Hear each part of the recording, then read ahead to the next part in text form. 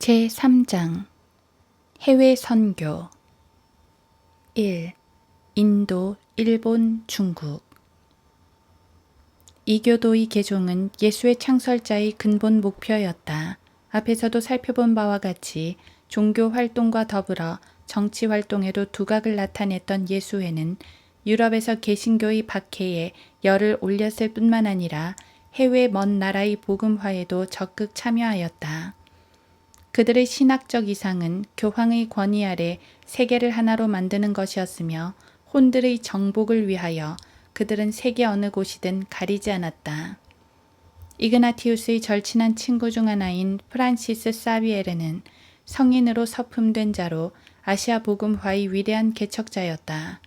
1542년 그는 고아에 상륙하여 이미 기독교 선교 중이던 포르투갈 신부와 함께 주교, 추기경, 그리고 프란체스코파 수녀들을 만났다. 그곳에서 인도의 사도로 알려질 만큼 그는 강력한 추진력을 가지고 선교를 하였다. 그러나 그는 무언가를 이룩한 인물이라기보다는 선구자나 자극제로 보는 것이 오히려 타당하다.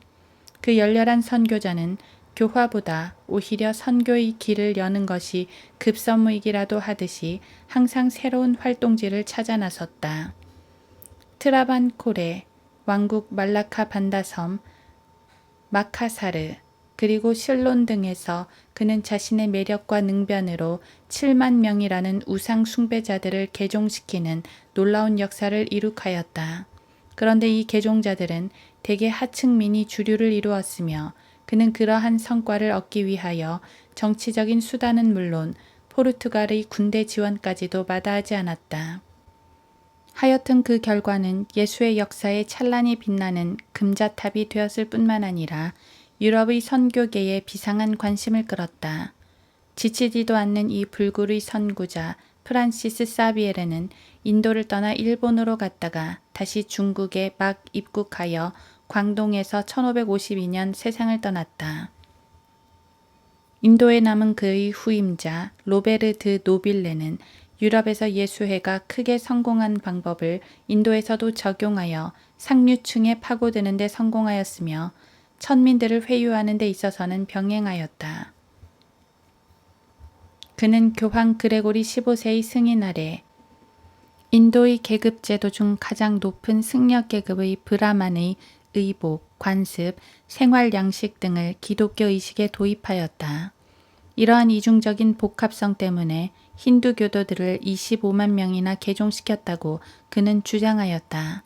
그러나 그가 죽은 지 100년이 지나자 원리 원칙을 고수하려는 교황 베네딕트 14세는 힌두교의 의식에 따른 예배를 금지시켰으며 따라서 그동안 쌓아온 모든 것이 무너졌고 25만 명의 사이비 카톨릭 신자들도 사라져버렸다.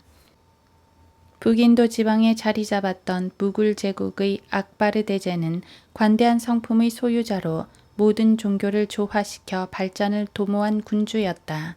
때문에 예수회는 1575년 라호레에서 설립인가를 용이하게 받아냈다. 그리고 악바르의 후계자들도 그들에게 똑같은 호의를 베풀었다. 그러나 독실한 회교도 오랑제브는 이들의 사업을 종결시켰다. 1549년 사비에르는 2명의 동료와 함께 말라카에서 개종시킨 일본인 야지로를 데리고 일본행 배에 승선하였다. 그들은 사전에 아무런 준비도 하지 않고 출발부터 하였다. 일본인들은 자기의 운명이 타고나는 것으로 믿었고 이들의 기질은 비교적 과묵하고 내성적이며 이제까지 이교도 신앙에 깊이 빠져 있었다. 어른들은 낯선 이 외국인을 신기하게 바라봤으며 아이들은 그들을 쫓아다니며 장난을 쳤다. 일본인 야지로는 어떻게 해서든지 100명의 신자를 모아 작은 공동체를 만들려고 최선을 다했으나 일본어를 못하는 프란시스 사비에르는 일본 천황으로부터 한 명의 신도도 빼앗을 수가 없었다. 결국 남은 2 신부에게 뒤를 부탁하고는 그는 떠나게 되었다. 그 이듬해 그 신부들은 나가사키에 정착하여 10만 명의 일본인을 개종시킨 것처럼 꾸몄다. 1587년 내란으로 인하여 일본의 상황은 완전히 전환되었다. 예수회 회원들은 그 무정부 상태의 혼란을 10분 이용하였으며 포르투갈의 상인들과 긴밀한 관계를 형성하였다. H. 호머. 천민 출신의 히데요시는 권력을 장악하고 대장군의 칭호를 사용하였다. 그는 예수회의 정치적 역량과 포르투갈과의 제휴, 그리고 위대하고 잔인한 사무라이와의 관계를 불신하였다. 때문에 초기의 교회는 박해를 면할 수가 없었다. 6명의 프란체스코파 수도사들과 3명의 예수회 회원이 십자가에 달렸으며 많은 개종자들이 처형당했고 예수회는 추방되었다. 그러나 그 포고령이 제대로 실효를 거두지는 못하였다. 그것은 예수회가 비밀리에 그들의 선교 사업을 계속하였기 때문이다. 그러나 1614년 도쿠가와 이에야스 대장군의 등장으로 은밀한 포교도 어렵게 되었을 뿐만 아니라 참혹한 박해가 재현되었다. 게다가 일본의 무역 상대마저 포르투갈 대신 네덜란드로 대치되어 예수회는 더욱 곤란하게 되었다. 일본인들은 외국인이라면 성직자건 평신도건 간의 통치자의 결정에 따라 무조건 불신하였다. 1638년 나가사키 기독교도들이 반란을 일으켰으나 잔혹하게 진압되었다. 결국 예수회의 일본 선교는 오랫동안 침체의 늪을 벗어나지 못하고 실패만 거듭하였다. 버트란트 러셀은 그의 역저, 과학과 종교에서 기적의 사도 프란시스 사비에르의 활동을 소상히 기록하고 있다. 프란시스 사비에르와 그의 동료들은 자신들의 활동을 보고서로 올렸지만 기적적인 그들의 업적에 대해서는 아무런 언급이 없었다. 페루에서 상당히 고전했던 예수회 회원 요셉 아코스타는 이들의 이교도에 대한 기적적인 선교 역사를 명백히 부정하였다. 사실 사비에르의 기적적인 이야기가 나돌게 된 것은 그의 사후의 일이었다. 그의 편지 가운데는 일본어 습득이나 통역관을 구하는 어려움을 밝힌 내용이 분명히 있음에도 불구하고 그는 언어구사에 특별한 은사를 받은 자로 알려졌다. 전하는 바에 의하면 그의 친구가 바다 한가운데서 갈증을 느끼자 그는 염수를 신선한 물로 만들어 마시게 하였으며 그가 십자가상을 바닷속에 빠뜨렸을 때 개가 그것을 집어 다시 그에게 돌려주었다고 한다. 이것이 나중에는 폭풍우를 잠재우기 위하여 십자가상을 바닷속에 던졌다고 전해졌다. 그러나 이러한 이야기들은 1622년 그가 성인으로 추천되었을 때 바티칸의 심의 당국자들을 만족시키기 위한 것일 뿐이었다. 그것은 그 외에는 달리 성인으로 추천할 만한 인물이 없었기 때문이었다. 그리고 기름 대신 성수로 램프의 불을 밝혔다는 사비에르의 기적에 매료된 교황은 그의 명예를 걸고 프란시스 사비에르의 언어구사 능력을 보장해 주었다. 바로 이 교황이 갈릴레오의 주장을 묵살한 우르반 8세였다. 이 전설은 발전을 거듭하여 1682년 본 하우어 신부가 집필한 전기에 의하면 그 성자 사비에르는 생전에 14명의 죽은 자들을 소생시켰다고 기록되어 있다. 카톨릭계 저자들은 그에게 하나님의 기적이 함께한 것으로 기록해왔다. 1872년 발행된 한 전기에서 예수의 콜레러지 신부는 사비에르의 놀라운 언어 능력에 대하여 재론하였다. 이상 언급한 프란시스 사비에르의 기적을 평가할 때 그는 성인으로서 후광을 받을 만하다. 중국에서 로욜라의 후예들은 몇 차례 추방되기는 하였지만 비교적 오랫동안 우호적인 대접을 받았다. 그것은 이들이 중국에서 주로 과학자의 역할에 치중하였으며 수천 년간 내려온 중국 전통 문화에 대한 경의로 얻은 호의였다. 그들이 중국에서 주로 연구한 분야는 천문 기상학이었다. 프란시스 사비에르는 일본인들이 지구가 둥글다는 사실을 모르고 있을 뿐만 아니라 그 관련 학문에 대하여 관심이 대단히 높다는 사실을 이미 잘 알고 있었다. 중국에서는 이러한 학문의 연구가 하나의 관직이었다. 그리고 예수회는 그 광적인 포교 활동에 치중하지 않았기 때문에 모든 일이 평화롭게 풀려나갔다. 이태리의 리키 신부는 그 분야의 선구자였다. 그는 북경으로 가기 위하여 중국의 과학자들 앞에서 천문학자가 되어야 했다. 천문학과 수학은 중국 국립연구소의 주요 부서였다. 그것은 이들 학문이 황제가 종교적 절기와 민족 명절일을 결정하는 데 기여하는 바가 컸기 때문이었다. 리키 신부는 이러한 지식을 이용하여 자신이 없으면 안 되는 필수적인 존재로 만들었으며 기독교 선교의 기회로 10분 활용하였다. 그는 행성의 궤도와 지구 계절 간의 차이를 일치시키기 위하여 중국 전통적인 달력을 계량할 2명의 신부를 불러들였다. 뿐만 아니라 그는 보다 적은 지식이나마 적극 활용하여 벽걸이용 중국 제국의 지도를 제작하였으며 세계의 중앙에 중국을 배치하는 세심한 배려의 모습도 보였다. 이것이 예수회가 중국에서 활동한 주요 내용이다. 그들이 하고자 했던 선교, 즉 종교적인 분야의 활동은 극히 미미한 것이었다. 그런데 한 가지 특이한 사실은 북경의 그 신부들이 중국 달력의 천문학적 결점을 보완하고자 과학적 지식을 도입하여 바쁘게 움직였으나 로마의 교황은 1822년까지 코페르니쿠스의 우주관에 대하여 계속 유죄 판결을 내렸다 하니 이는 생각할수록 우스꽝스러운 일이 아닐 수 없다. 신비주의에 대한 중국인들의 무관심한 태도에도 불구하고 1599년 북경의 카톨릭 교회가 처음 문을 열었다. 리키 신부가 사망하자 독일인 신부 샬 폰 벨이 그 자리를 이어받았다. 천문학자이기도 한 그는 중요한 몇 권의 소책자를 중국어로 집필하였다.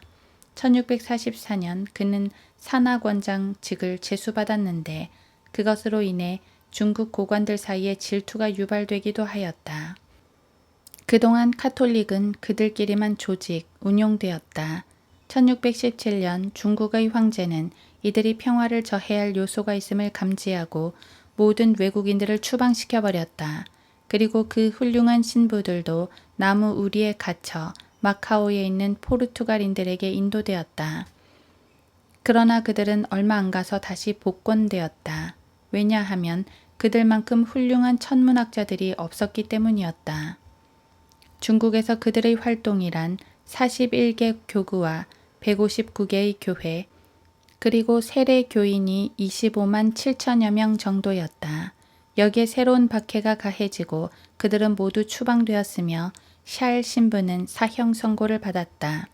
이러한 판결은 그의 학문적 기여로 인한 결과가 아니라는 점은 두말할 여지가 없다. 그러나 묘하게도 지진과 황궁의 화재가 하늘의 진노로 여겨져서 그는 처형을 모면하고 2년 후 평화롭게 잠들었다. 그러나 그의 동료들은 모두 중국을 떠나야만 했다. 그럼에도 불구하고 예수의 존재는 너무나 커졌다. 그래서 1669년 황제 강인은 그들을 다시 불러들였다. 그리고 아담 샬의 유해를 종교의 의식으로 장엄한 장례를 치르도록 하명하였다. 이러한 이례적인 존경의 표시는 단지 하나의 특별한 호의일 뿐이었다. 샬 신부의 뒤를 이어 벨기에인 베르비스트가 선교단 대표와 왕립 산악원 원장이 되었다. 그는 북경의 천문대의 수학적 정밀함을 갖춘 키메라와 용 형상의 유명한 기구들을 기증하였다. 계몽 전제 군주인 강인은 61년간 통치하면서 전쟁과 대포 공장의 운영에 뛰어난 이 과학자들의 충성을 높이 평가하였다. 그 훌륭한 신부가 죽기 전에 황제에게 올린 서신인 모든 영광을 천황 폐하께 바치며를 보면 그 세속적이고 호전적인 활동의 목적이 잘 나타나 있다. 황제 폐하를 섬기는 동안 나의 삶은 언제나 행복했습니다. 그러나 삼가 바라옵기는 비록 소신이 죽은 다음에라도 가장 신성한 종교의 후원자를 모시고자 했던 소신의 의도를 저버리지 마옵소서. 그리고 폐하께서는 훌륭한 후원자셨으며 동방의 가장 위대한 황제이셨습니다. 어쨌든 말라바에서와 마찬가지로 중국에서도 예수회가 전문 기술을 이용하지 않았다면 그들은 활동이 불가했을 것이다. 뿐만 아니라 예수회는 로마의 교리를 중국의 현실에 맞추어야 했다. 즉 천 혹은 천자와 하나님을 동일시하고 카톨릭 의식에 중국의 전통 의식을 복합하고 유교의 가르침이나 조상 숭배를 수용해야만 하였던 것이다. 그러나 다른 종단으로부터 그 소식을 들은 교황 클레멘트 11세는 예수회의 이 포용성에 대하여 단호한 태도를 취하게 되었으며 그 결과 중국에서의 모든 예수회 업적은 폐기 처분되고 말았다. 불행히도 강희의 후계자는 기독교를 배격하고 중국에 남아있던 신부들을 처형시켰으며 결코 그들을 용납하지 아니하였다. 2. 아메리카 예수회의 천국 파라과이. 예수회는 그들의 선교 활동이 아시아보다도 훨씬 수월한 신세계를 발견하였다. 그곳에는 학문적인 문화는 물론 확고한 종교나 철학적 전통도 있지 않았다. 있다면 백인 정복자들이 오기 전의 무지하고 미개하며 야만스런 부족들이 있을 따름이었다. 단지 아즈텍과 잉카의 신만이 자신을 오랫동안 섬기던 멕시코인과 페루인의 마음속에서 이 새로운 종교를 거부하게 만들었다. 그리고 도미니크파 수도사들과 프란체스코파 수도사들이 이미 진출해 있었다. 그래서 로욜라의 후예들이 갈 곳은 수렵과 어로 생활을 하는 떠돌이 야만 부족들 뿐이었다. 그러나 그 결과는 원주민들의 적대 행위뿐이었다. 그 중에 캐나다의 휴론족은 평화롭고 유순한 편이어서 예수의 포교 활동이 비교적 용이하였다. 그러나 그들의 적인 이로코이족의 내습으로 성 마리요세의 기지가 파괴되었고 원주민들은 대량 학살되었다. 사실 휴론족은 그 후 10년이 못 가서 전멸해버렸고 1649년 예수회 회원들도 약 300여 명의 생존자들과 그곳을 떠나지 않으면 안 되게 되었다. 오늘날 미합중국이 된 지역을 그들은 지나갔지만 아무런 발자취도 남기지 않았다. 그들이 이 북미 대륙에 다시 발걸음을 옮긴 것은 19세기가 들어서면서부터였다. 남아메리카에서 예수의 운명은 행운과 불운이 함께하였다. 1546년 포르투갈인들은 브라질에서 그들이 점령한 지역 내에 예수회를 불러들였다. 예수회가 원주민들을 개종시키게 되자 각 부족의 장로들 뿐만 아니라 타 교단과도 많은 마찰이 일어났다.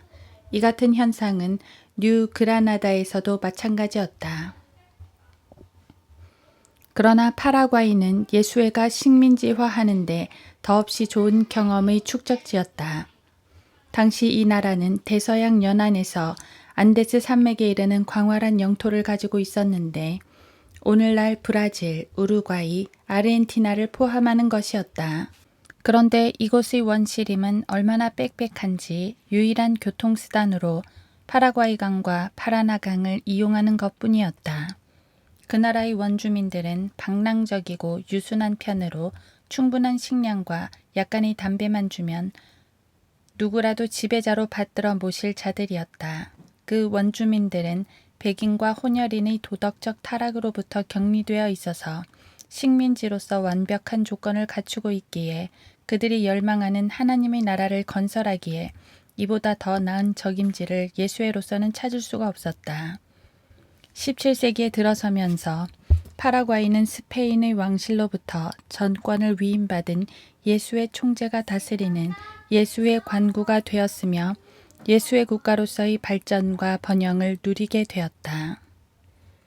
이들 온순한 미개인들은 부드러운 장갑 속의 철권같이 외유내강의 강력한 정책으로 정착 생활이 유도되었으며 철저한 종교교육이 실시되었다. 예수회 총재의 이들 관구는 어떠한 자유도 허락되지 않는 통제된 사회였다. 그들이 사는 오두막이나 경작하는 임야, 음식, 의복, 가축, 연장, 도구, 심지어 신혼부부들의 가정에 장만한 식사용 나이프까지도 카톨릭 교도가 소유하고 있거나 사용하는 것이라면 모두 하나님의 것이라고 규정하였다. 그러한 정신이 뿌리 깊게 작용하는 그 카톨릭 교도들은 자유롭게 자기의 이상과 권리를 추구할 수가 없다. 그곳의 유아들은 부모가 보살피며 기르지만 일단 유년기만 되면 신부나 대리인이 아이들을 양육하게 된다. 여아들은 물레를 돌리며 옷감 짜는 법을 배우고 남아들은 읽기와 쓰기를 배우되 볼리비아, 파라과이, 브라질 남부의 민족의 언어인 과라니에 국한된 것이다. 스페인어는 타락한 크리올린과의 교류를 막기 위하여 엄격히 금지하고 있다. 소녀들은 14살이 되면 그리고 소년들은 16살이 되면 결혼하게 되는데 그것은 성적인 범죄를 예방하기 위한 신부들의 노파심 때문이었다. 그들 중에는 어느 누구도 사제나 수도사, 심지어 예수의 회원조차 될 수 없었다. 그들을 떠나갈 자유조차 없었지만 물질적인 면에서는 확실히 행복하였다. 아침마다 미사를 드리며 이틀에 한 번씩 일터로 향하는데 이때는 거룩한 마음으로 찬송을 부르며 나선다.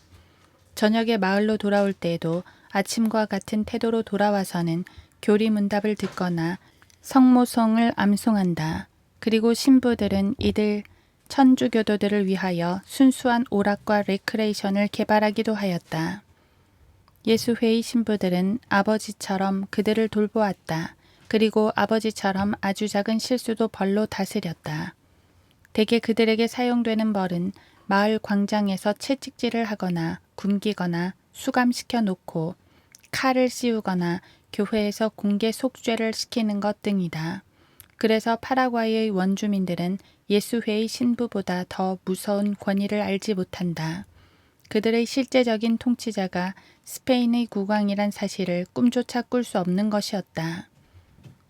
이것이 바로 신정사회의 완벽한 이상이 아니던가. 그러나 이상적인 이 제도가 수혜자들에게 미친 영향을 우리는 살펴보지 않을 수 없다. 이들을 불쌍한 멍청이들이라고 표현한 드 로레토 후작은 이렇게 말했다. 고도로 계획된 예수의 교육은 무기력한 온실 속의 화초를 키웠을 따름이다. 그토록 강한 교육과 훈련을 받고서도 과라니인들은 몸에 배어있는 게으르고 편협하고 음탕하며 탐욕스러우며 불결한 야만인의 습성을 버리지 못한다. 신부들이 말하듯이 뒤에서 감시자가 재촉하지 않으면 그들은 일을 하지 않으며 어쩌다가 감시자가 없게 되면 일꾼들은 흩어지고 추수는 엉망이 되어버린다. 그리고 일하던 소의 멍에를 벗겨내고 농기구의 나무를 모아 불을 지피고 소를 잡아 반쯤 익은 고기를 동료들과 남김없이 먹어치운 대가로 25번이나 채찍질을 당한 사례가 있었다. 그 훌륭한 신부들이 굶겨 죽이려 하지 않았는데도 말이다. 최근에 출판된 한 서적을 보면 예수회의 징벌에 대하여 잘 알 수 있다. 참 회복을 걸친 죄인은 자신의 죄과를 고한 교회에서 호송되어 공공광장으로 가게 된다. 거기서 그는 관계 법규에 의하여 참회의 눈물을 흘려야 한다. 그리고 불평 한마디 없이 하나님께 감사하는 마음으로 벌을 받아야만 했다. 벌을 받는 죄인은 때리는 사람의 손에 키스를 하며 말하기를 나의 죄악으로 인하여 영원히 고통 속으로 파멸할 나를 벌로써 죄에서 해방시켜 주시는 당신에게 하나님께서 보답해 주시기를 기도합니다. 이것을 읽는 사람이라면 괴모의 결론을 수긍하게 될 것이다. 과라니인들의 정신생활은 신부들의 지배 아래 풍요로울 수가 없었다. 그들은 어디서나 기적을 바라는 광적이며 미신적인 카톨릭 교도가 되었으며 피가 날 때까지 스스로 매질을 즐기는 죄인일 뿐이다. 그들은 복종을 배우고 그렇게 깊지는 않지만 자신을 돌보아주는 신부들에게 자식으로서의 감사함으로 애착을 가지게 만들었다. 신부들의 이러한 교육은 몇 가지 중요한 문제점을 안고 있다. 그것은 원주민들이 창조성, 자치성, 책임감 등의 능력을 상실하게 만들었을 뿐만 아니라 독실한 이 카톨릭 교도들을 위하여 신부들이 마련한 각종 게임과 레크레이션은 이들의 신앙을 증진시키는 수단이 되기보다는 오락성 심리를 조장하였을 뿐이다. 즉, 이 원주민들은 진정한 교육 대신 자신들의 정신을 파괴하는 자들의 보호 안에서 절대 복종만이 강요되었던 것이다. 그들이 지난 14년간 파괴적인 교육을 시행하는데 달리 필요한 것이 무엇이 있겠는가? 그들이 과란이인들과 백인 학생들에게 절대로 가르쳐서는 안 될 것이 있다면 그것은 자기 각성이 아니던가. 먼 옛날 이야기가 아닌 오늘날의 예수회 회원이 주장한 것을 보면 예수회 회원이라 하면 행동과 의지, 심지어 판단까지도 철저하게 복종해야 한다. 그런 식으로 보다 높은 지위의 상관에게 절대 복종한다. 그것은 위로 올라가도 마찬가지이며 예수의 총재도 로마 교황의 권위 아래 지배되고 있다. 즉, 그것은 교황이 능률적으로 세계를 다스리도록 조직한 것이다. 이그나티우스는 교육과 선교로 분열된 유럽을 카톨릭이 다시 통합할 수 있다고 확신한 것이었다. 젊은이에 대한 이런 방식의 교육을 통하여 세계를 개혁한다고 본 하우어 신부는 기록하였다. 파라과이 국민교육은 바로 이러한 신부들의 원리가 적용되었으며 현재도 적용되고 있고 앞으로도 어느 곳에서나 그리고 누구에게나 적용될 것이다.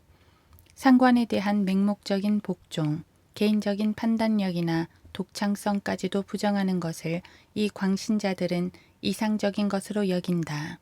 바로 이러한 점들을 베머는 지적하는 것이다. 앞에서 언급했던 로꾸에트 예수의 신부가 예찬한 자유의 극치나 속박으로부터의 해방이 바로 이것이었던가. 150여 년 동안 예수의 교육으로 다져진 과란인들은 18세기에 신부들이 떠나게 되자 해방되어 다시 숲속으로 들어가서 그들의 전통 생활 양식으로 돌아갔다. 마치 아무 일도 없었다는 듯이.